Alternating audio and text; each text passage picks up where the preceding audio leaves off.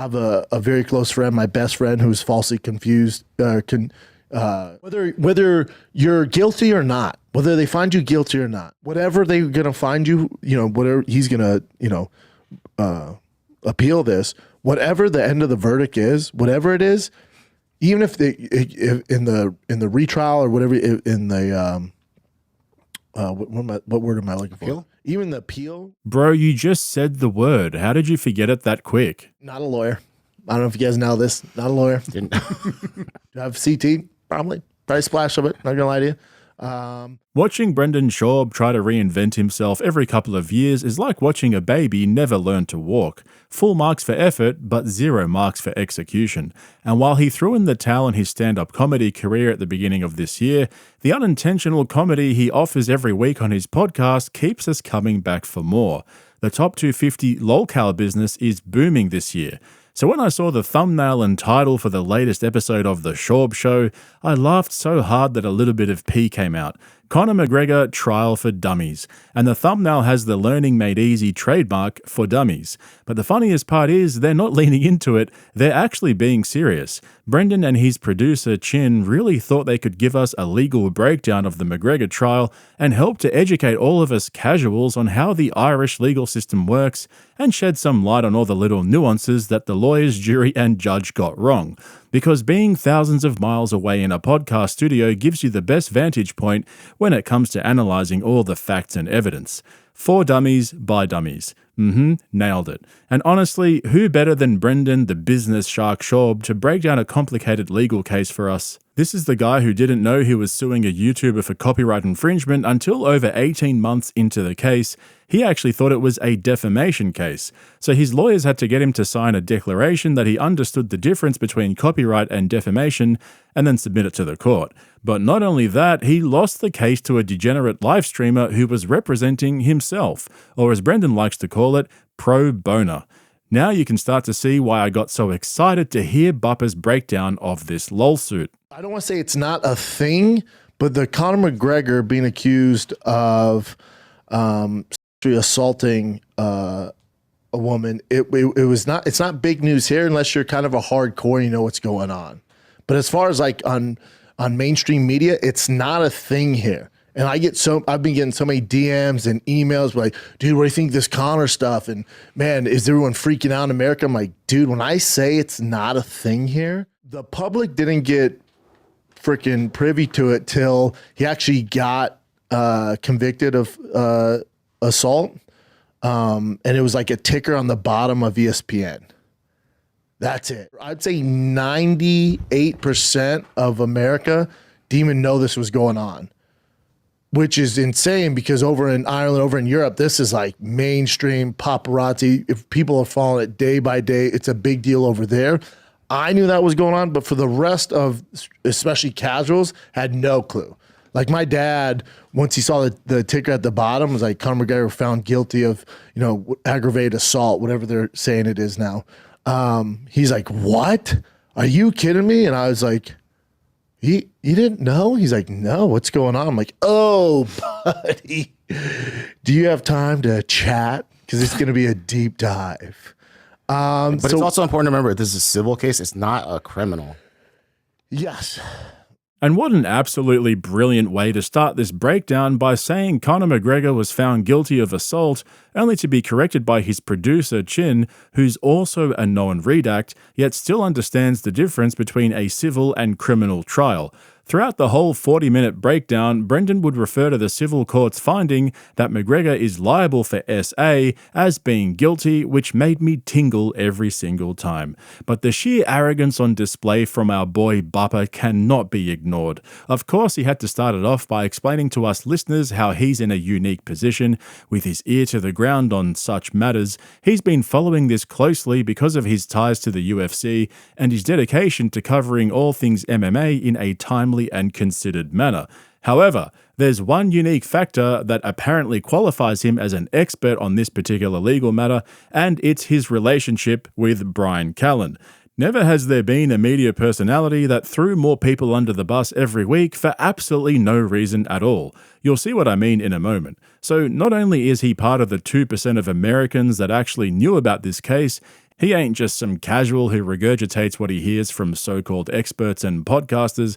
I mean, surely Brendan did his own due diligence, right? So I've tried to do my due diligence, listening to these experts that have chimed in on it. I've listened to other podcasts. When you talk about this stuff, it's tough, especially coming from my experience where, oh boy, it's tough because when I hear this stuff, obviously I'm gonna have a different perspective. I have a very close friend, my best friend, who's falsely accused of and it ruined his life. My friend Brian Count is one of the good guys that suffered from this. And Brian's a fighter, and you know, he won't speak on it too much, but it really messed him up financially. Has to tour every weekend just to make ends meet. And that's not how this is supposed to go. The way comedy should work is a guy at his level should be able to maybe do one show a month, or, you know, pick and choose when he's on the road, because he's put in the work for 30 years in the clubs, in the theaters, in podcasting. He's put in all the work where at his age, he shouldn't be on the road all the time. He should be enjoying the fruits of his labor and raising his children and doing what he wants to do and doing spots around town. And all that was taken away from him with a simple tweet.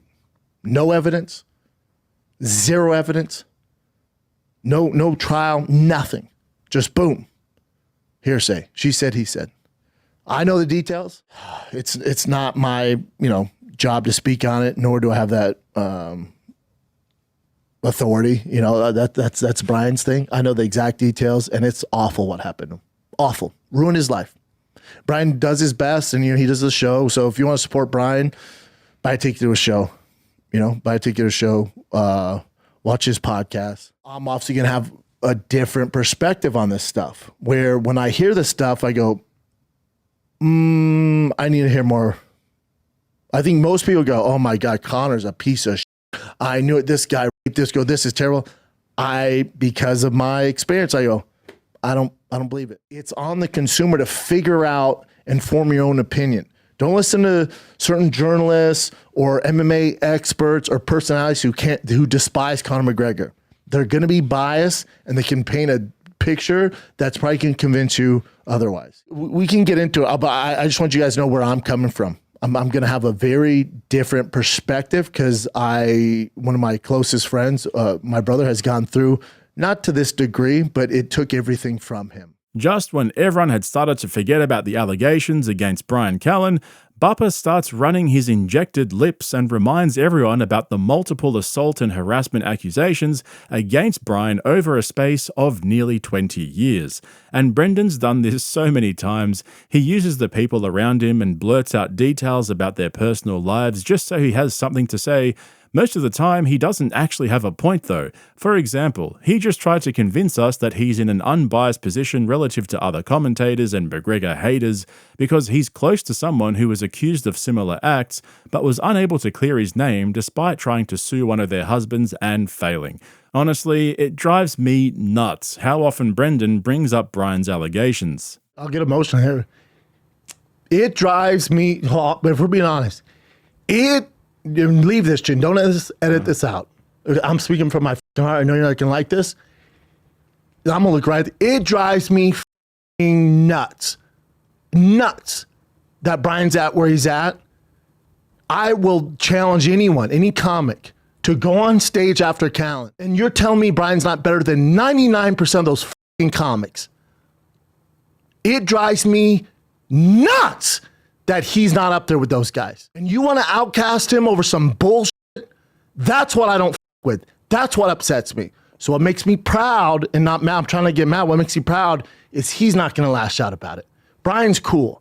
Brian goes to work. Brian's doing the road. Brian's trying to sell tickets. But I'll tell you right now, I don't forget. That shit's not cool with me. That's why you don't see me at those fucking places. I don't think she could read right now. 1,000th episode. Yeah. So if Brian's struggling financially, why doesn't Bupper just pay him more instead of rage crying over the allegations? If Brian Callen is struggling to make ends meet and has to actually work for a living like the rest of us, instead of living off daddy's money like Bupper, what's wrong with that? Brian's in his late 50s. In fact, he's only a year older than Rogan. Plenty of people work into their late 50s, dude. Is it possible that Brian's just not that funny and can't sell out big enough venues to tour once a month? And wasn't Brendan the one who cancelled Brian by taking him off the podcast because of advertiser backlash when all the accusations came out? Where was the rage crying then, B? What are we doing here? Anyway, let's get back to Brendan's lol suit analysis. This is so complicated. I've been following pretty closely. It's pretty complicated. Meaning I can paint a narrative for you guys that will make you believe that Conor's completely innocent. I can do that pretty easily. I can also paint a picture where the accuser is completely correct. Really? Yeah. Okay. Yeah, I can. All right. Pretty easily too. That's the problem with this. We can start with Conor. So when I tell you all this stuff, what I want you to do is in the back of your mind, think if this wasn't Conor McGregor, would this have any sort of validation? If it wasn't the most famous mixed martial artist of all time, if he wasn't the biggest name in UFC history, are you believing any of it? This is what, 2018? So he goes out, it's not out in the town, right? He gets texts and pictures from this woman who's accusing him of these acts. I'm talking pretty sexual pictures, pretty, sexting, stuff like that. She does have a boyfriend and she does have a child. So there's that, right? And this is where you're just like, Jesus Christ, Conor is a party animal. This isn't like one night. This is a 2 to 3 day bender on cocaine and alcohol. I mean, 3 days? 3 days is insane. I've never done coke, so I guess you just go all night. I don't know how it works, but I guess that's what you do on coke. Chin's done it. Apparently they're partying, they're doing their thing, and her claim is then Conor forcibly held her down and had his way with her. During all this, she's texting her boyfriend, lying to her boyfriend, where her whereabouts, who she's with. She didn't mention Conor or anything like that. There's CCTV, so in the hotel, that shows her after the time when she said she was, assaulted, that she is hugging Conor, kissing Conor, taking drinks, convincing other people leaving the party to stay and party more. Apparently she saw some therapist that said, no, it's just a delayed reaction and that's PTSD. That's tough for me to believe. So she went to the hospital. I think she went to the clinic, and the bruises on her arms and legs and body, they're like, we've never seen anything this bad. That's not good.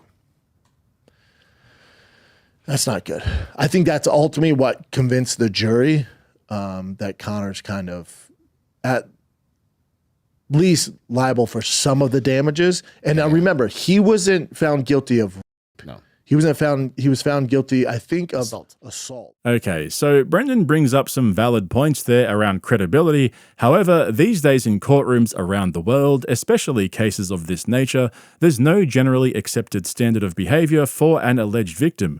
A lot of the things that Brendan pointed out are irrelevant when judges and juries are determining whether or not consent was given. However, this is the most important detail that they missed, and honestly, this is why guys like Brendan and Chin shouldn't really be talking about this shit or giving their opinions. Conor was not found guilty of anything. It was a civil case. Conor is an innocent man in the eyes of the law. He was found liable for SA, resulting in an award of damages to the plaintiff of around $250,000. So, for someone who claims to have been all over this case and following it from the beginning, listening to expert analysis and various breakdowns on different podcasts, he still can't understand the simplest legal terminology. It kind of makes sense, though, why he's spent hundreds of thousands of dollars in legal fees himself with absolutely nothing to show except for a judgment against him. I thought he was a numbers guy. Here's where it's tough to defend Conor. For her, this is not a money play. Now, this is over a 6-year period where she's been harassed. She had to move houses. That's the problem. Apparently, some people broke in her house, threatened her and her boyfriend, right? So there's all that stuff. Apparently, Conor's team offered her a settlement and she refused it because she wants justice. That's the rumor. Okay. I don't know how true that is. So apparently, Conor's team went, hey, we don't need to go to all trial. Here's the settlement, and she refused it. So that's over a 6-year period. She only got, I think, awarded like basically $275,000 in American dollars, which might cover lawyer fees. So when you say it's a money play, there's not much money here, and it changes her life forever. Because who would sign up for all this trauma, all this stuff nonstop? And it's not like she got $50 million, $10 million, even $1 million. She was asking for 1.7, $1 million in loss of earnings, roughly $750K for rehousing, because as you brought up, her house was broken into. But the court just awarded her $275,000? Correct, yeah. Which, and to your point, there wasn't even a guarantee that she was going to get that. Had she lost, she would have had to pay Conor's. So to your point about taking a settlement, that versus the gamble of going to trial, not only not getting what you're asking for, but potentially having to pay money, supports your point of why even go through all this. I know. I honestly think she's like mentally ill. That's what I think.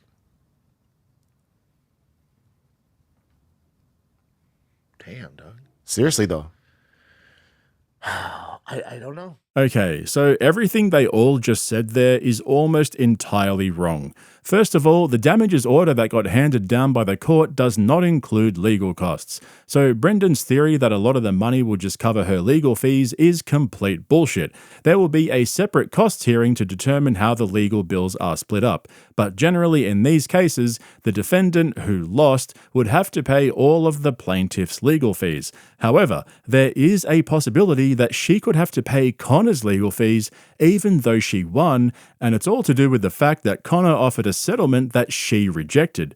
Basically, when you're in a civil dispute and the defendant offers you, the plaintiff, a settlement and you reject it, but then you go on to win the case at trial and the damages you're awarded are less than the previous settlement offer, the court could order you to pay all the defendant's legal fees from the time you rejected that settlement. This is called the Calder Bank mechanism, and it exists to encourage parties to settle out of court and take pressure off the court system. And it makes sense, right? If you reject a decent settlement offer and then the court awards you less damages than that settlement, well, then you've just wasted everyone's time and money.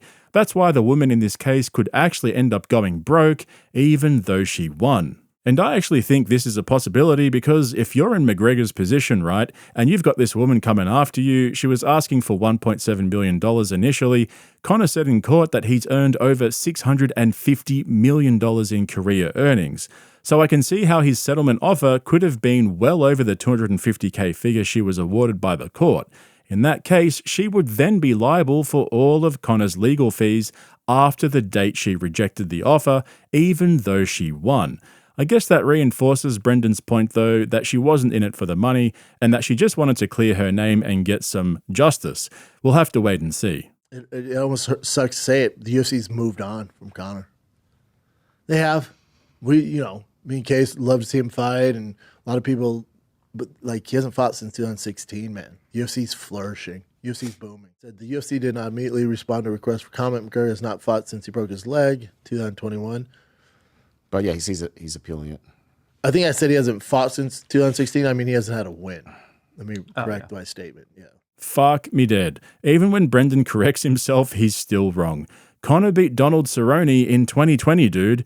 Bubba's such a casual. Seriously. Anyway, I hope you enjoyed my breakdown of Brendan Schaub's breakdown of the Conor McGregor lawsuit. Make sure you go and check out the link in the description to my Patreon if you're interested in my longer form uncensored content.